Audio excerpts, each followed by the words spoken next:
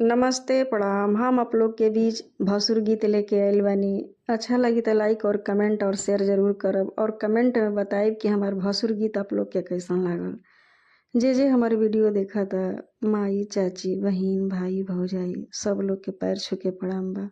त्याही रउआ लोग के एक प्यारा सा भसुर गीत सुनावतानी। 5 लाख नगद लिहल हरवो ना ले आइला दीदिया के भसुरू। 5 लाख नगद लिहल हरवो ना ले आइला दीदिया के भसुरू।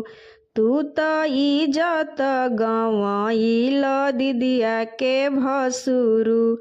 तू त इज्जत गवाइल दीदिया के भसुरू। बड़ा बड़ा वादा के कुछ ना ले आइल। बड़ा बड़ा वादा कैल कुछ ना ले आइल। मड़वा में आके अपन नाम हंसैल। मड़वा में आके अपन नाम हंसैल। सोना के कहले रहल पितरियो ना ले आइल दीदिया के भसुरू। सोना के कहले रहल पितरियो ना ले आइल दीदिया के भसुरू। तू त इज्जत गवाइल दीदिया के भसुरू। तू त इज्जत गवाइल दीदिया के भसुरू।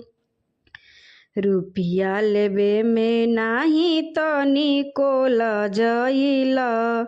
रुपिया लेबे में नाही तनिको लजइल। तब काहे अइसन बारात लेके आइल। तब काहे अइसन बारात लेके आइल।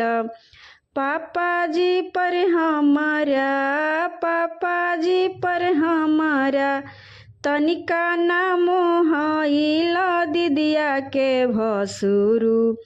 हो दीदिया के भसुरू। तू त इज्जत गवाइल दीदिया के भसुरू। तू त इज्जत गवाइल दीदिया के भसुरू।